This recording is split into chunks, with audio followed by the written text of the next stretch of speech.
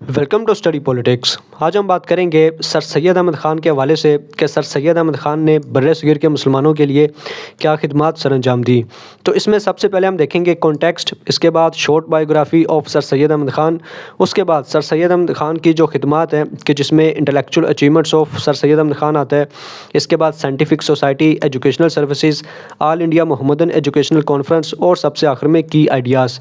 تو یہ جو ساری خدمات ہیں سر سید احمد خان کی، اس کو آج ہم دیکھیں گے، جس میں خاص طور پر ان کی جو ایجوکیشنل سروسز ہیں اور سر سید احمد خان کے جو کی آئیڈیاز ہیں اس کو ہم دیکھیں گے۔ تو آج ہم یہ ساری چیزیں دیکھیں گے اور سر سید احمد خان نے بر صغیر کے مسلمانوں کے لیے کیا کیا، اس کے حوالے سے اپنا کنسیپٹ کلیئر کریں گے۔ تو آئیے اس کو شروع کرتے ہیں۔ تو سب سے پہلے ہم دیکھتے ہیں کہ وہ کیا کانٹیکس تھا کہ جس میں سر سید احمد خان نے اپنی لائف کو سپینڈ کیا۔ تو جس طرح ہم دیکھتے ہیں کہ سر سید احمد خان 1817 میں پیدا ہوئے اور 1898 میں ان کی ڈیتھ ہوئی۔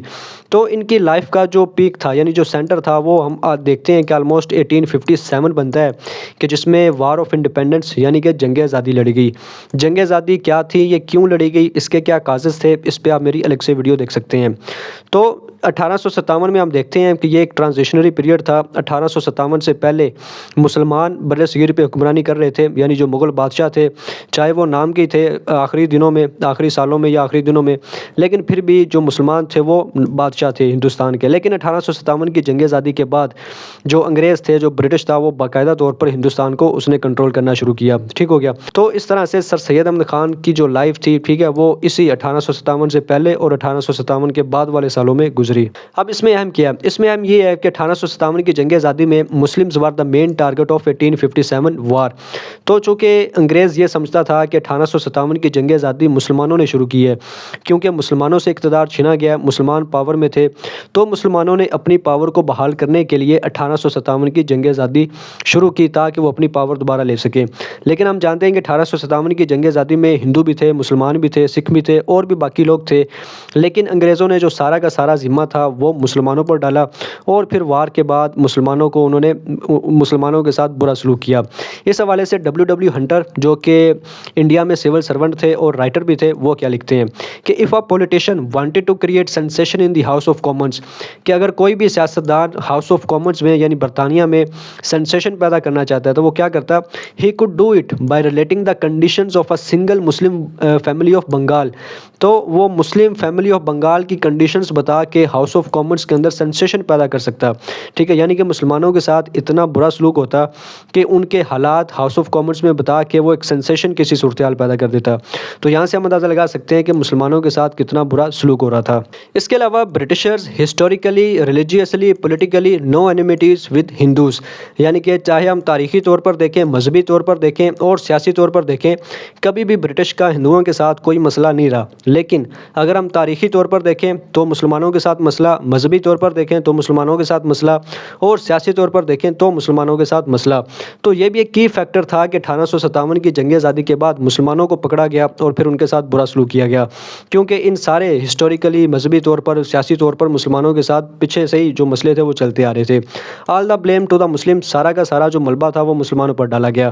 تو جو ہم چونکہ کانٹیکسٹ کی بات کر رہے ہیں، تو ان دوز ٹائمز یہ وہ حالات تھے کہ سر سید احمد خان ایمرج ہوئے اور انہوں نے بر صغیر کے مسلمانوں کو کہا کہ بھائی آپ پڑھائی لکھائی شروع کرو، پڑھو گے لکھو گے تو بنو گے نواب۔ اگر آپ چاہتے ہو کہ وہ جو پرانا اقتدار تھا، وہ جو پرانا دور تھا وہ واپس آئے کہ جس میں مسلمان رول کریں، یا آپ کی جو کنڈیشنز ہیں وہ بہتر ہوں، انگریز آپ کے ساتھ برا سلوک نہ کریں، تو پھر آپ اپنی جو فوکس ہے وہ ایجوکیشن پر دیں، تعلیم پر دیں، جدید تعلیم حاصل کریں، modern education, scientific education, English education جو ہے اس کو حاصل کریں، اور پھر آپ کی جو تقدیر ہے وہ بدل سکتی ہے۔ اب سر سید احمد خان کا کمال یہ تھا کہ انہوں نے یہ باتیں صرف زبانی کلامی نہیں کی بلکہ پریکٹیکلی کر کے دکھایا کہ کیسے آپ نے تعلیم حاصل کرنی ہے، اور اس سلسلے میں انہوں نے کیا کیا کیا، ان ساری چیزوں کو ہم آگے دیکھیں گے۔ تو یہ تھا ایک براڈر کانٹیکسٹ جس میں خاص طور پر وار آف انڈیپینڈنس آتا ہے کہ اس سلسلے میں جو سر سید احمد خان تھے وہ ایمرج ہوئے اور مسلمانوں کی جو بہتری تھی اس سلسلے میں انہوں نے کوششیں کی۔ اب وہ کیا کی اس کو ہم آگے دیکھتے ہیں۔ اس سے پہلے ہم دیکھتے ہیں شارٹ بایوگرافی اور سر سید احمد خان۔ ٹھیک ہے، سر سید احمد خان 17 اکتوبر 1817 کو کو دلی میں پیدا ہوئے. یہ سر سید احمد خان کی ایک پورٹریٹ ہے, اس کو آپ دیکھ سکتے ہیں. اس کے علاوہ ایک اہم بات, his family to the Mughal court, یعنی سر سید کا جو خاندان تھا آپ کہہ سکتے ہیں کہ وہ شاہی خاندان سے منسلک تھا, مغل کورٹ سے ان کا تعلق تھا, جس میں ہم نیچے ایگزامپلس دیکھتے ہیں کہ سر سید کے جو گرینڈ فادر تھے, دادا تھے سید ہادی, ٹھیک ہے, ان کا کیا ٹائٹل تھا, جواد الدولہ, جو کہ ان کو امپرر عالمگیر ٹو نے دیا تھا. امپرر عالمگیر ٹو یہ بھی مغل بادشاہ تھے. اس کے علاوہ سر سید کے جو فادر تھے personal adviser to Akbar Shah two, ٹھیک ہے, اکبر شاہ ٹو جو 1806 سے 1837 میں بر صغیر کے مغل بادشاہ تھے, انہوں نے ان کے یعنی کہ جو ان کے فادر تھے وہ پرسنل ایڈوائزر تھے. تو یہاں سے ہم اندازہ لگا سکتے ہیں کہ سر سید کے جو والد تھے وہ مغل کورٹ سے کتنے قریب ہو کر وابستہ تھے. اس کے علاوہ 1867 میں بیکم جج آف دا لوور کورٹ, یعنی سر سید احمد خان 1867 میں, ٹھیک ہے, یعنی جب مسلمان بالکل پڑھنے لکھنے کا کوئی رواج نہیں تھا, اس دور میں یہ جج بنے لوور کورٹ کے. اس کے علاوہ اپریل 10 1869 سیل لندن یہ لندن گئے, studied educational system of Cambridge and Oxford کا اور کیمبرج کا انہوں نے جو تعلیمی نظام تھا اس کو دیکھا, اور اس کے بعد پھر ہندوستان واپس آ کر یہاں پر بھی وہی چیزوں کو اپلائی کرنے کی کوشش کی.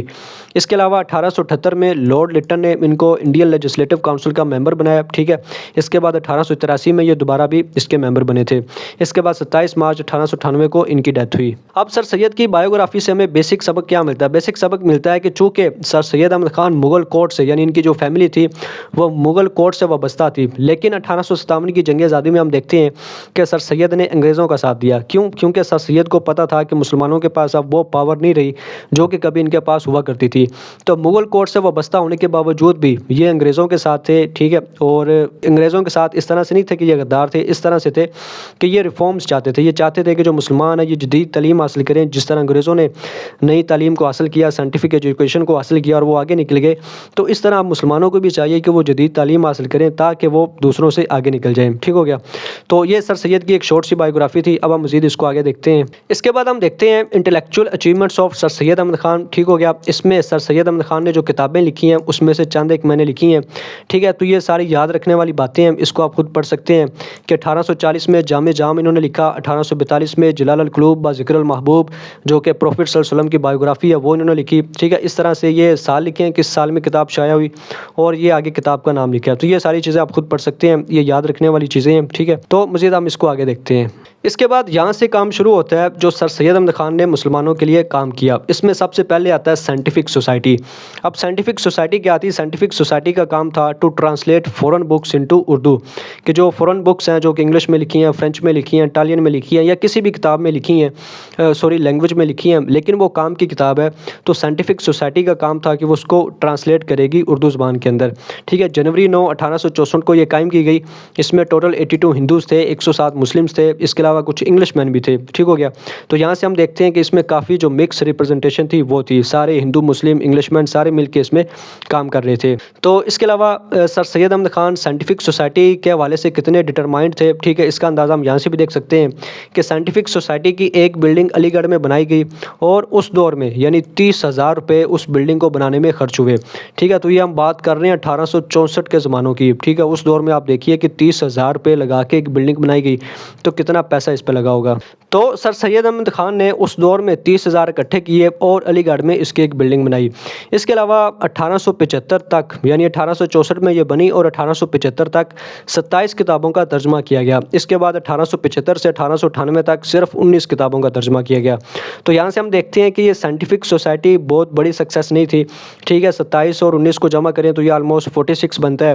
تو 46 کتابوں کا ترجمہ کیا گیا. تو اگر ہم دور کے حساب سے دیکھیں کم کتابیں ہوتی تھیں, ان کا ترجمہ کیا گیا, لیکن پھر بھی اگر ہم اوورال دیکھیں تو کم کتابیں بنتی ہیں. تو یہ بہت بڑی سکسیس نہیں تھی, لیکن ہم یہ کہہ سکتے ہیں کہ یہ ایک سٹیپنگ سٹون تھا, ٹھیک ہے, بر صغیر کے لوگوں کے لیے, کہ جس میں جو فورن بکس تھیں ان کو ٹرانسلیٹ کیا جاتا اردو زبان کے اندر. ٹھیک ہو گیا.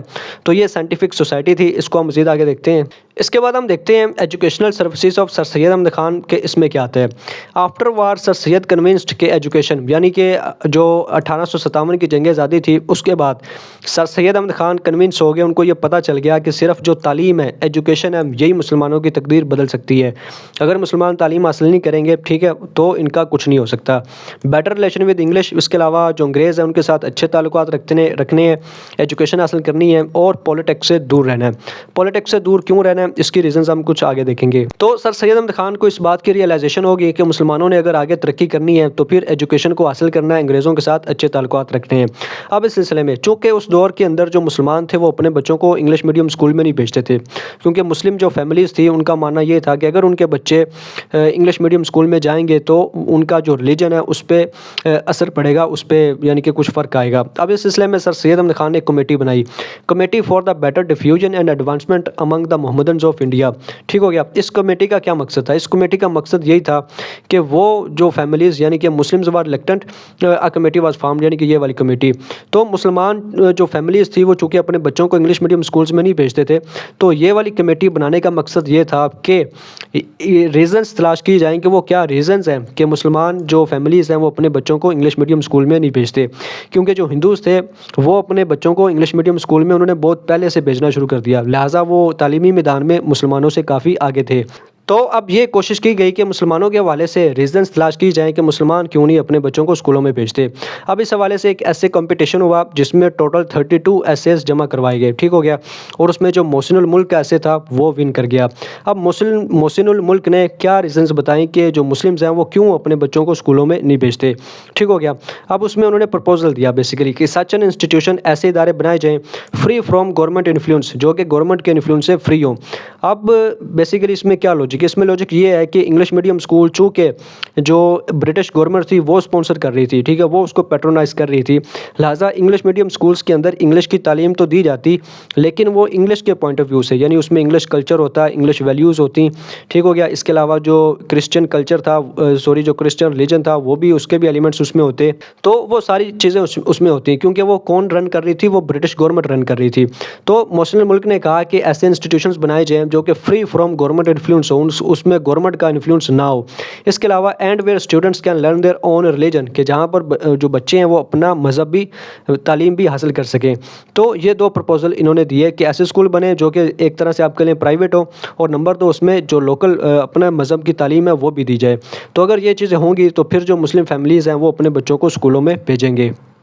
اب ان چیزوں پر عمل کرنے کے لیے کیا بنایا گیا؟ دی ایم اے اسکول علی گڑھ، ٹھیک ہو گیا، یہ بنایا گیا مئی 24 1875 کو، یہ بنایا گیا، اناگوریٹ کیا گیا۔ ہنری سڈنس یہ اس کے پہلے پرنسپل تھے، اور اس دور میں یعنی 1875 کی یہ بات ہو رہی ہے، ان کو ایک مہینے کے 400 روپے سیلری دی جاتی۔ تو 1875 میں 400 روپے بہت قدر رکھتے ہیں، یعنی ان کی بہت ویلیو تھی اس دور میں، تو اتنے پیسے ان کو ملتے تھے۔ اس کے علاوہ اسکول کے اندر عربین، پرشین، میتھمیٹکس، ہسٹری، جغرافی، انگلش، ٹھیک ہو گیا، یہ ساری تعلیم وہاں پر دی جاتی ہے، یعنی انگلش کی تعلیم بھی دی جا رہی ہے، عربی کی تعلیم بھی مل رہی ہے، پرشین کی بھی مل رہی ہے، میتھمیٹکس کی بھی۔ تو یہاں سے مذہب کی تعلیم بھی مل رہی ہے، ماڈرن تعلیم بھی آپ حاصل کر رہے ہیں، سائنسی تعلیم بھی حاصل کر رہے ہیں، تو اس میں سارا کچھ ہی آ رہا ہے۔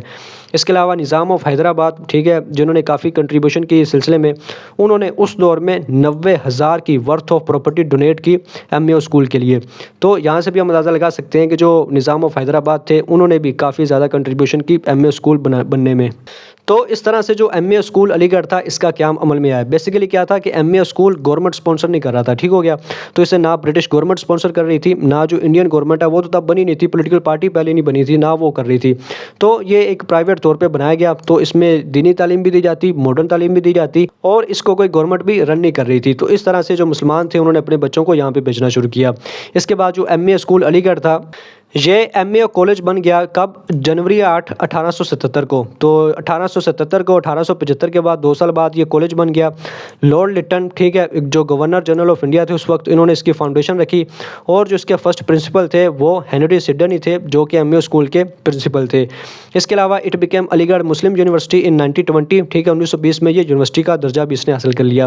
تو اس طرح سے جو ایم اے اسکول تھا وہ پہلے اسکول تھا، پھر کالج بنا، اور پھر یونیورسٹی بن گیا، جس نے برصغیر کے جو مسلمان تھے خاص طور پر ان کے لیے کافی زیادہ کنٹریبیوشن کی۔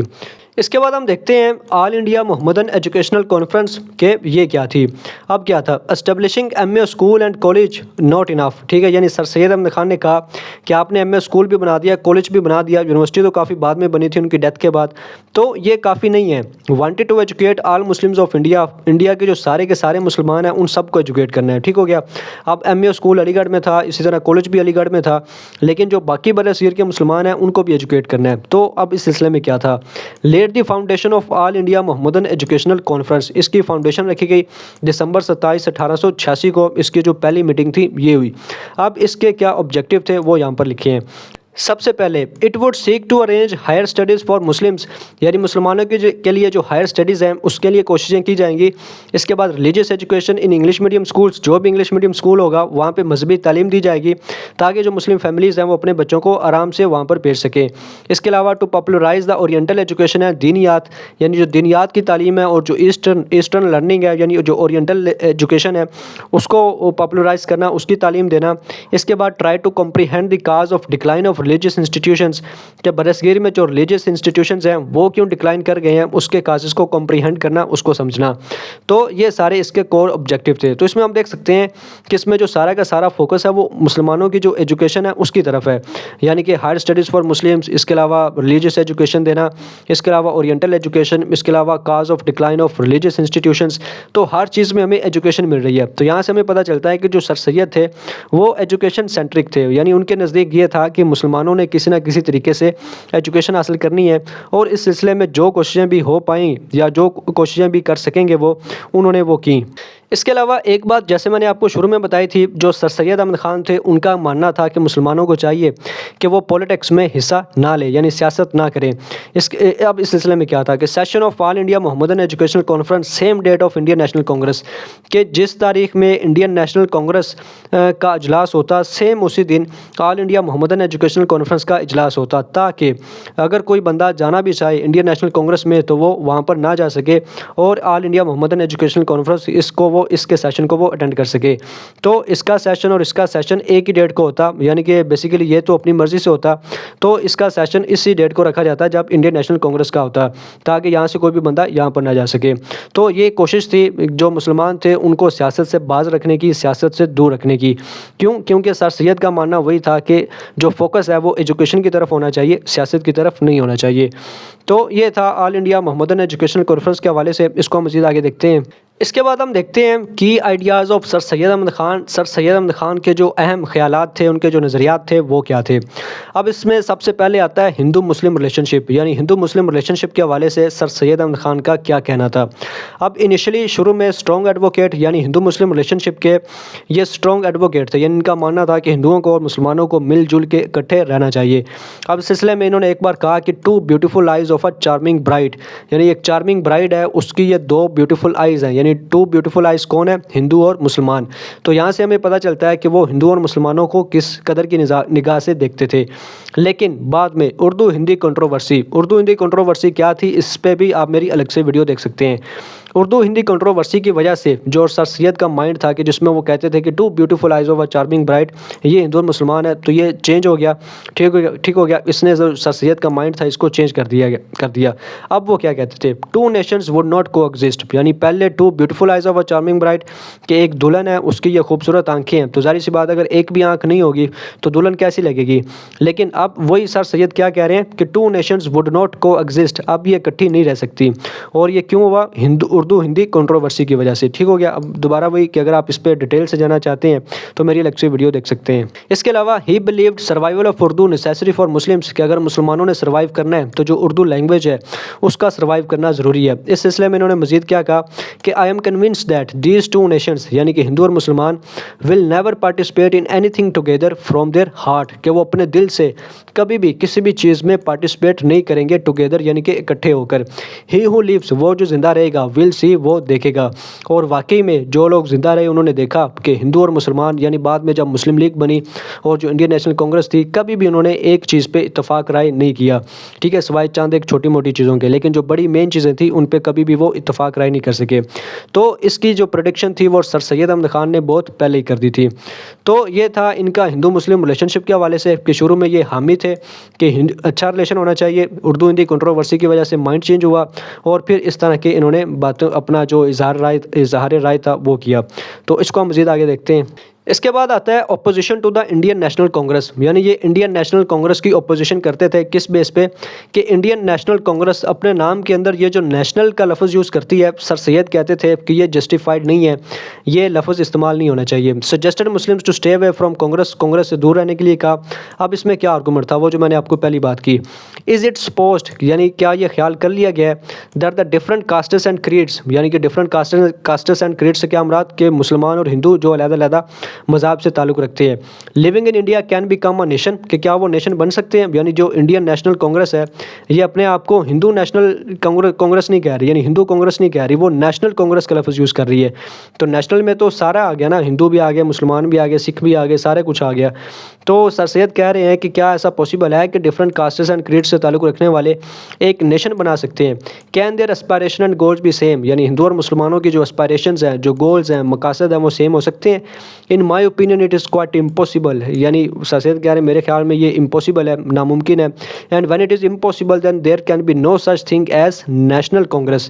تو جب یہ امپاسبل ہے، یعنی ڈفرنٹ کاسٹ اینڈ کریڈس کے لوگ اکٹھے نہیں ہو سکتے، ان کے اسپائریشن اینڈ گولز وہ سملر نہیں ہو سکتے، تو پھر آپ اس کو نیشن کیوں کہہ رہے ہیں. ٹھیک ہو گیا. تو بیسیکلی ٹیکنیکلی آرگومنٹ کیا ہوا کہ ہندوستان میں زیادہ نیشنز ہیں، مسلمان ایک الگ نیشن ہے، ہندو ایک الگ نیشن ہے. تو انڈین نیشنل کانگریس کو انڈین نیشنل کانگریس نہیں کہنا چاہیے، ٹھیک ہے، اس کے لیے کوئی اور لفظ یوز کرنا چاہیے.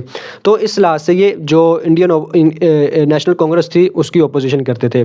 اس کے علاوہ demands of the Indian National Congress, Indian National Congress کس طرح کی ڈیمانڈ شروع میں رکھتی تھی، اس میں جو سب سے پہلے اور خاص طور پر آتا ہے elections to the members of legislative council.